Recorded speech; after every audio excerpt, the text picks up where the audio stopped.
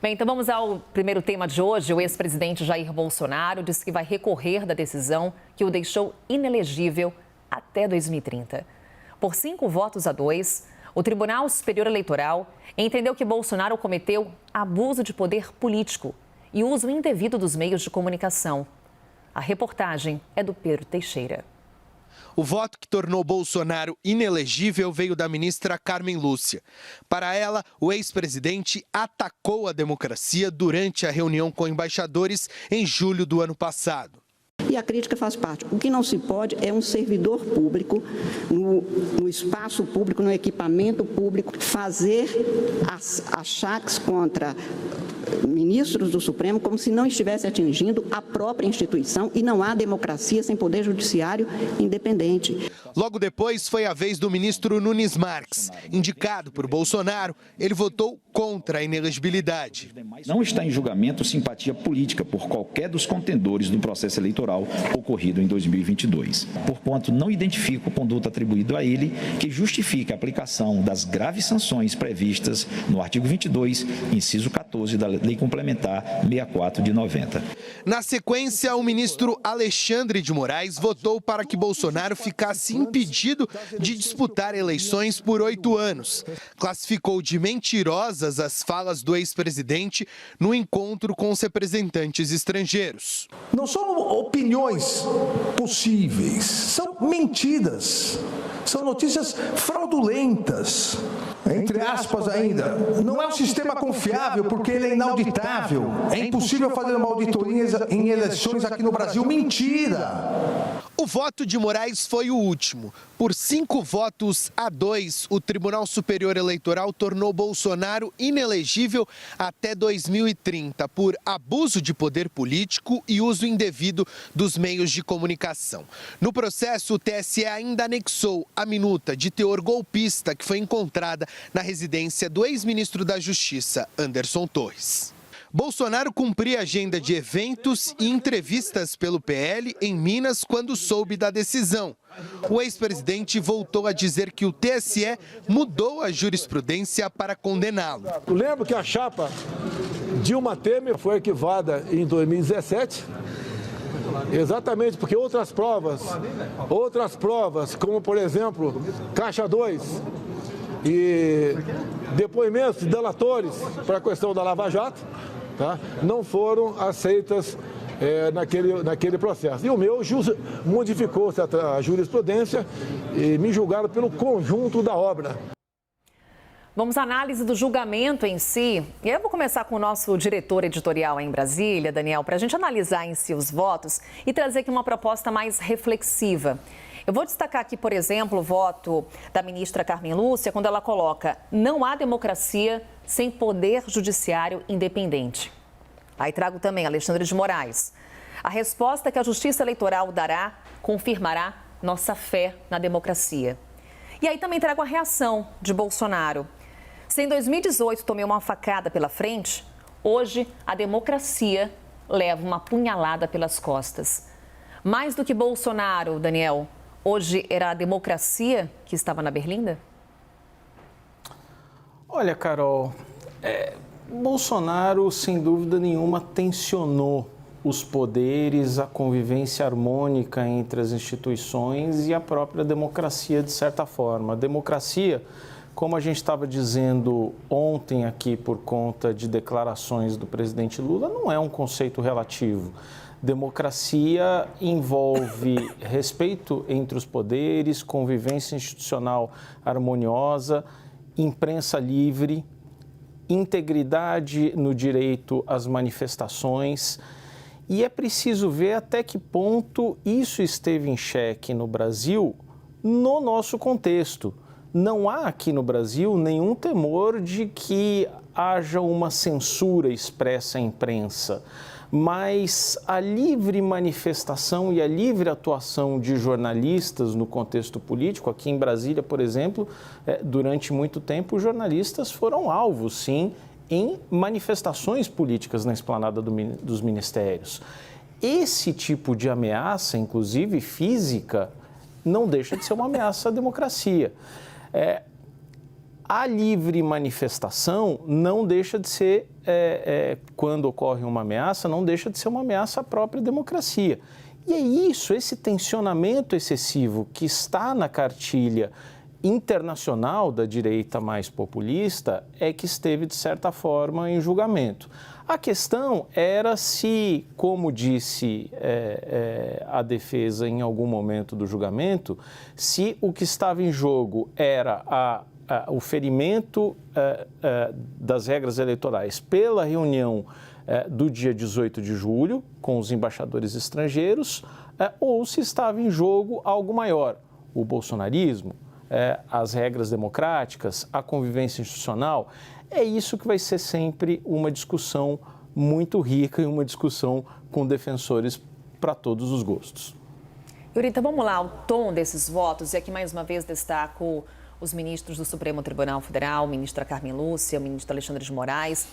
O presidente do TSE, ele rebate declarações de Bolsonaro e enfatiza que eram mentiras. Carmen Lúcia, ela relembra ataques de Bolsonaro contra os ministros do Supremo Tribunal Federal. Os votos não deixaram de ser uma resposta institucional. Sim, e acho que dentro do que seja perguntado para o Daniel, né, se era a democracia que estava na berlinda, na verdade acho que também foi não um julgamento, mas um reposicionamento ou reforçar, relembrar qual deve ser o papel de um chefe de Estado.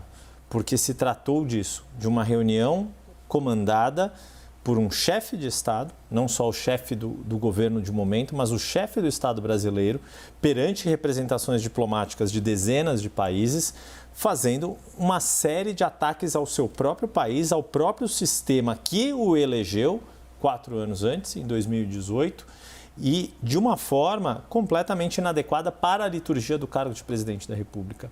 E isso tem peso. O que a maioria dos ministros considerou é que isso tem peso. Para 2 ministros, isso não tem tanto peso. Foi o que disse o ministro Nunes Marques hoje, que ele em nenhum momento ele disse que a reunião convocada por Bolsonaro foi um ato correto. O que ele diz é que não foi tão grave a ponto de levar à inelegibilidade de um agente político, que é sim uma punição grave. Mas pelo próprio fato de como foi organizada esta reunião, o fato dos auxiliares mais próximos que têm alguma trajetória ou na própria política ou no serviço público, e falo aqui, me refiro aos ministros de Bolsonaro, que foram convocados a depor e deixaram muito claro que não tinham nada a ver com isso, isso é um elemento muito concreto do quão inadequado era um presidente da República ter se colocado naquela situação. É diferente do que fez Jair Bolsonaro em 2018 como candidato. Como presidente da República, isso sim, o coloca em uma posição diferente e por isso este julgamento o levou a essa situação de condenação.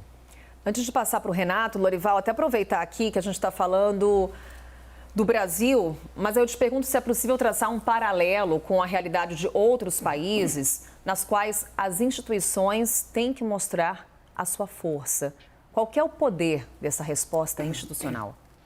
A comparação direta é com os Estados Unidos e é muito favorável ao Brasil, porque salta aos olhos como as instituições brasileiras agiram muito mais rapidamente do que as instituições americanas, né? E com mais eficácia. Afinal, aquilo que se deu com o Bolsonaro foi 2 anos depois do que o Trump fez na tentativa. O que o Trump fez é mais grave, porque ele tentou reverter uma derrota eleitoral dele, né? E teve a invasão do Capitólio na sessão que certificava a vitória do Joe Biden, né? E ele também tentou usar os militares, mas esse caminho foi fechado. E então o Bolsonaro também fez coisas graves em relação à democracia, mas a justiça brasileira está agindo de forma muito mais rápida, né? E também tornando o ex-presidente inelegível. É claro que cabe recurso, mas esse caminho nem sequer existe no caso dos Estados Unidos, né? Mesmo que o Trump seja condenado, não há como torná-lo inelegível. Agora, do ponto de vista mais global, há muitos anos existe essa tendência de destruir a democracia por dentro, mantendo as aparências de uma democracia. Então, foi feito pelo Hugo Chávez na Venezuela e continua sendo feito pelo Nicolás Maduro lá. Foi feito pelo Recep Tayyip Erdogan na Turquia, foi feito pelo Vladimir Putin na Rússia, né? E está sendo feito pelo Daniel Ortega na Nicarágua. Pois bem, nessa questão existe algo interessante, porque internamente é claro que as atitudes do presidente Lula são diferentes das atitudes e do perfil do ex-presidente Bolsonaro. Mas do ponto de vista do Ocidente, da comunidade internacional, as posições que o presidente Lula vem adotando com relação a essas autocracias que buscam manter uma casca de democracia, e ele vem dizendo que elas são democracias e não autocracias, isso causa espanto no Ocidente, porque nisso há uma linha de continuidade em relação às atitudes do ex-presidente Bolsonaro, que, condenava a Venezuela por razões ideológicas, mas era complacente com o Putin, visitou o Putin poucos dias antes de ele invadir a Ucrânia, por exemplo. E as duas questões estão interligadas, da mesma maneira que há uma continuidade nas atitudes do Bolsonaro e do Lula com relação à Rússia e à Ucrânia, não aceitando a entrega de armas para a Ucrânia e as sanções contra a Rússia. E para a Europa e os Estados Unidos, as duas questões são da mesma ordem. A defesa da Ucrânia é a defesa da democracia. Então, obviamente, isso tudo vai trazer um impacto no eleitor. E aí entramos com o Renato Meireles para trazer para a gente um pouco dessa reação. Renato, olhando primeiramente aqui para o julgamento em si, a gente está falando do eleitor de Bolsonaro, que no segundo turno estamos falando aí de mais de 58 milhões de pessoas. Como é que fica esse eleitor? Dá para a gente prever uma reação, inclusive diante de divergências abertas durante o julgamento? Bom, vamos lá. Em primeiro lugar, uma coisa é entender o papel que os brasileiros estão vendo desse julgamento. Nós temos aí 39% dos brasileiros que acreditam que Jair Bolsonaro deveria ter sido condenado, efetivamente ter seus direitos cassados, e um número bastante semelhante que não acreditam que deveria ser cassado. Uma opinião que divide os brasileiros e divide de acordo com a grande divisão que se deu no processo eleitoral. Quase nenhum eleitor bolsonarista defende a inelegibilidade do ex-presidente da República. O que isso significa na prática, Carol? Que do ponto de vista da mobilização do eleitor tradicional bolsonarista, muda pouca coisa. O Bolsonaro continua sendo um importante cabo eleitoral das eleições para prefeito no ano que vem e provavelmente nas próximas eleições presidenciais. Como Lula foi um importante cabo eleitoral também. Vamos lembrar que o Lula conseguiu colocar o Fernando Haddad no segundo turno das eleições de 2018, mesmo estando preso, mesmo o Haddad sendo um completo desconhecido. Quem acompanha aí a cobertura política lembra que no Nordeste chamavam o Haddad de Seu Andrade, tamanho era o seu desconhecimento. Por ser o candidato do Lula, foi no segundo turno, foi para o segundo turno da eleição presidencial. Não deve mudar muito com relação a um eventual candidato apoiado por Bolsonaro. O que muda? Muda a capacidade de atrair alianças que um candidato bolsonarista teria condições de fazer. Bolsonaro começa a ficar tóxico do ponto de vista das alianças políticas, não do ponto de vista do eleitor bolsonarista, esse não muda nada, mas do ponto de vista das alianças políticas faz diferença os resultados hoje tomados pelo Tribunal Superior Eleitoral. Daniel, o Renato faz a seguinte colocação: Bolsonaro se torna tóxico. Então vamos à reação desse ambiente político. Tivemos autoridades que se manifestaram a favor de Bolsonaro, reafirmando sua liderança. Teve autoridade que simplesmente ignorou o fato. E a oposição, como oposição, destacou a inelegibilidade de Bolsonaro. Do ponto de vista político, qual que é hoje o tamanho de apoio ao ex-presidente? Veja, Carol, o Renato usa quase que um lugar comum obrigatório. Parece um lugar comum, mas é obrigatório dizer isso, né? Bolsonaro é sim um grande cabo eleitoral, não só para as eleições municipais de 24, como para as eleições presidenciais de 2026. Agora, a gente qualificando um pouquinho melhor essa afirmação, temos vários fatores para serem analisados. Primeiro, essa inelegibilidade agora, por acaso, vai reforçar entre esse eleitorado de direita a narrativa anti-establishment, porque é muito conveniente para esse grupo dizer que há um ataque do sistema constituído, do sistema político como um todo, a quem pretende contestá-lo, a quem pretende mudar alguma coisa no país. Isso pode ter algum efeito também, né? E Bolsonaro já adotou um discurso de vitimização clara. Outro ponto para ser analisado, em que medida vai ser efetiva a campanha de resistência do bolsonarismo? Vamos viver uma espécie de Lula livre, em outros termos? Quer dizer, as pessoas vão se manifestar, as pessoas vão protestar ali a favor do Bolsonaro e contra decisões do TSE? Aparentemente não há clima para isso, inclusive em função do 8 de janeiro, né? Passou a ser muito perigoso, enfrentar as instituições com discursos pouco fundamentados na realidade. Isso passou a gerar consequências, inclusive judiciais, como a gente está vendo. Então, se torna mais difícil. Agora, acho que vai demorar um pouco para que Bolsonaro passe o bastão eleitoral para quem quer que for.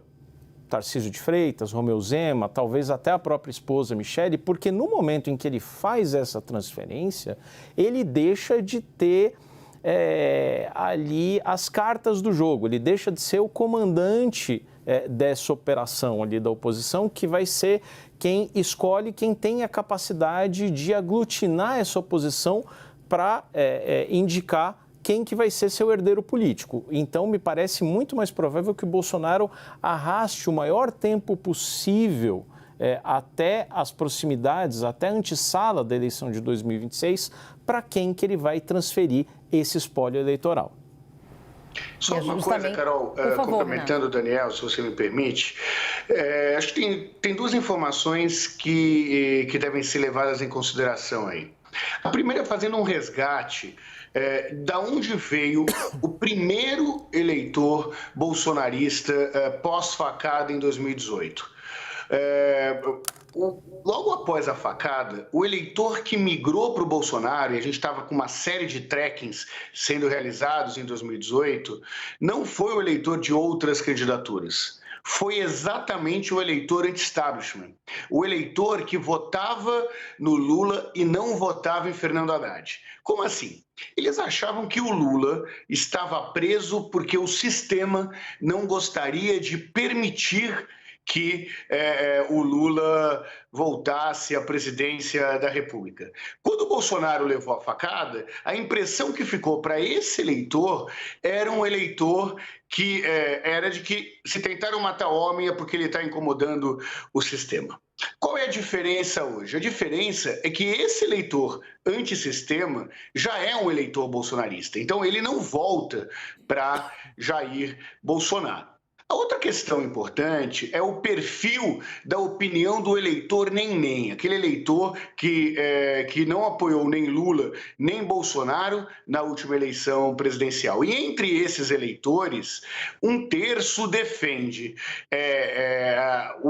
a condenação, a inelegibilidade de Jair Bolsonaro, 25% é contrário a essa decisão e 43% não tem opinião sobre esse assunto, né? Então, isso demonstra, de alguma forma, Carol, uma dificuldade que o bolsonarismo vai ter de caminhar ao centro nesse processo, que diminui aí as possibilidades de ter um único herdeiro no espólio bolsonarista. Mas tem uma outra divisão relacionada ao eleitor do Lula. A decisão final sobre Lula se deu muito aos 48 do segundo tempo, né? A candidatura de Lula chegou a ser registrada em 2018.